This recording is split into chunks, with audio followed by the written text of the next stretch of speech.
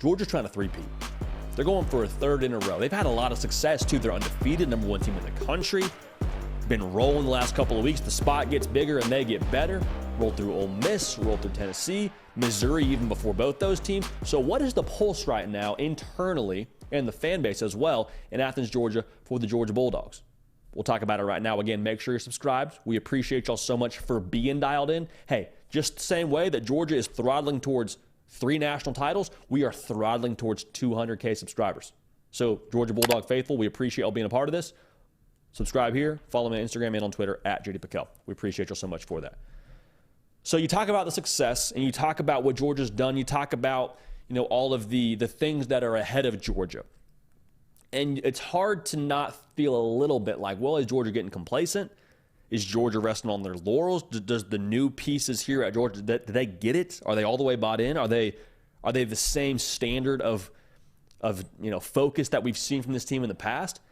And I think from what we've seen from this team and from what we've seen on the field and from what we've heard behind closed doors from different things we've been exposed to from Kirby Smart's, halftime speeches, that cinematic recap this past weekend of the Tennessee game from the Georgia creative team, like Georgia, in my mind, the pulse of the program there is attack mode. And what I mean by that is Georgia is in no way, shape, or form taking their foot off the gas. And there's a couple of reasons to that. The first of which being a lot of the new pieces here, Kirby Smart's done a tremendous job of communicating to them, hey, you don't inherit anything.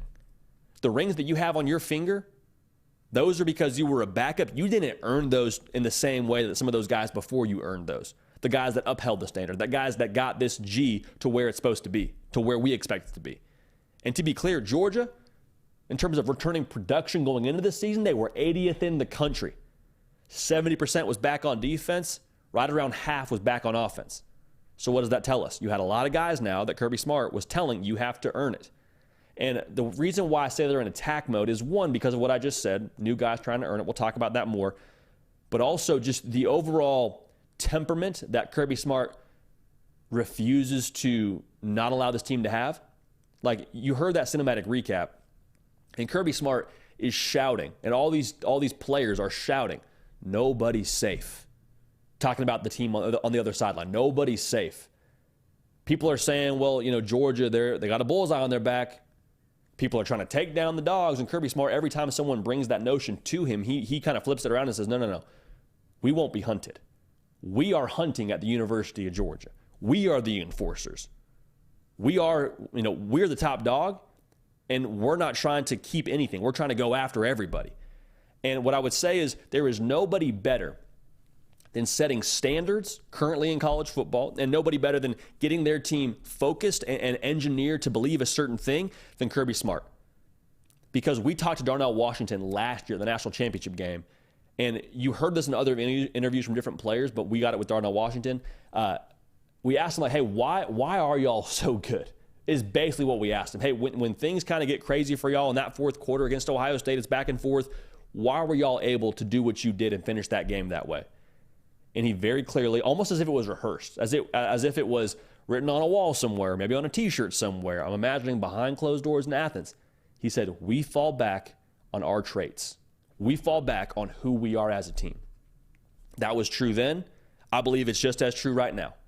And there's that trait, that's one, so that's who they are internally. And I think there's a lot of things you could describe them as, which is attacking, aggressive, physical, full speed every play. The way that Brock Bowers and his catapult numbers, from what I'm told, are just the same, whether it's practice or whether it's a game. So that's freakish, one, for Brock Bowers. Two, I don't think that's a wild, disparity when it comes to the way that Georgia practices. I'm not saying everyone has Brock Bowers numbers, but I am saying they are full speed all the time.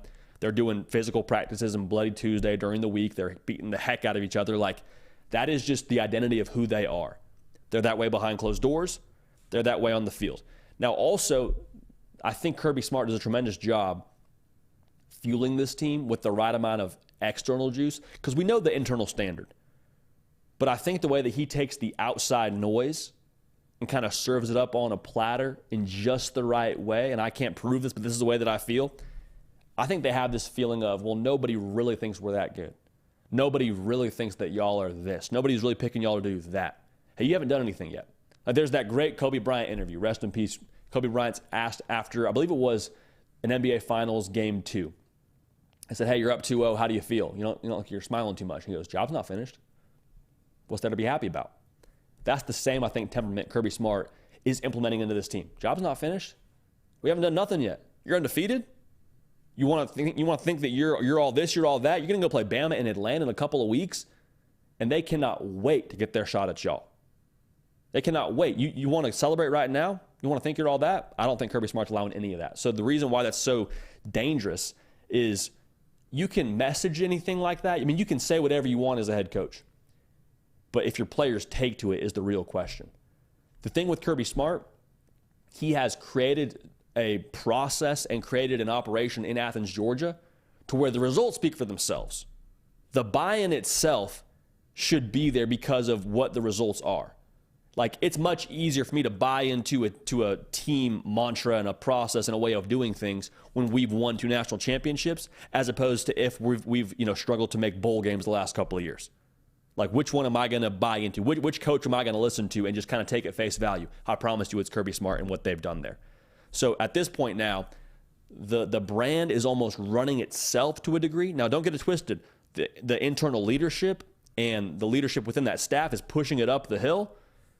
But to just dismiss the thought process that Kirby Smart, I think, is pushing towards these guys and the fact that they have that chip on their shoulder, I think, the way they look for it, that's dangerous. So why do they get better? Why does Georgia get better every single week, it feels like? Because I think they challenge themselves internally, because they do that Bloody Tuesday, because they have that standard. So as a whole, man, what's the pulse for Georgia? Attack mode.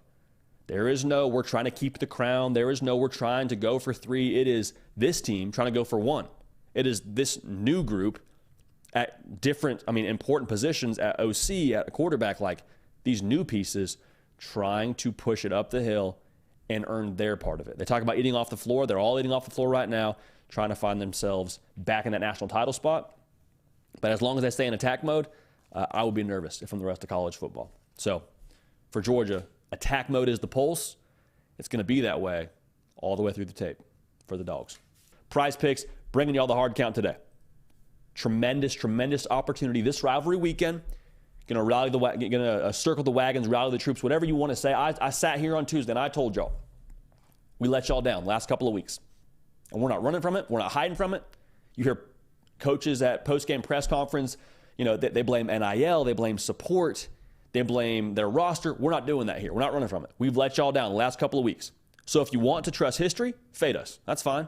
Those that are in the foxhole, though, we're going to circle the wagons. Like I said, we're going to burn the boats. We're going to lock the gates.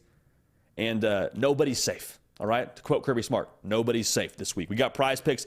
Again, redeem code JD, 100% deposit match. For those of y'all wondering what Prize Picks is, daily fantasy. You put together different squares of certain things a player may do in a game or different combinations like we'll talk about here. And you have a number there. The more, the less, whatever they do, string those together, and it'll make more sense as we explain it here. So the squares that we have for this weekend, we got a little combo, right? Little combo here for our first square of Bo Nix and J.J. McCarthy passing, rushing, receiving touchdowns together. The number is at 4.5. You know how we feel about this here. We like to see good things happen to good people. Both those individuals we deem to be good people. Let's take the more there, baby, okay? So Oregon playing Oregon State. Obviously, Michigan playing Ohio State. I think they can together account for that number. Now, last time we took a combo like this, Bo Nix just accounted for like 6 touchdowns, so he kind of got it by himself. But we'll take the more there, so go ahead and play that one. Next square, we like KJ Jefferson and Quinn Ewers. So a big combo week for the show now. Keep an eye on this. KJ Jefferson, Quinn Ewers combining for a passing, rushing, receiving touchdown at 4. We like the more there as well. Quinn Ewers kind of getting more comfortable. KJ Jefferson going to play for his head coach now, last week of the season. I'm excited to watch that one. We'll take the more there again. Good things, good people. Let's ride with it. Jalen Milroe. His number is half a rushing touchdown against Auburn. Y'all, weird things happen in this game. You may need Jalen Milroe to run for a touchdown in this game. We'll take the more there. So we like the more on all those plays. Bo Nix, J.J. McCarthy, 4.5 total touchdowns. KJ Jefferson, Quinn Ewers, 4 total touchdowns. Jalen Milroe, rushing touchdown. Again, that's just a more special, okay? We're rolling with the more this week. We took a less last week, never again. Rolling with the more this week. Now, if you want to power play this, be our guest, you would make 5x your entry. We're going to flex play it. So that means if all 3 of these hit, and we expect them to, we would make 2.25 times our entry. Now, if 2 out of 3 hit, oh, darn, we don't get anything, right? No, wrong.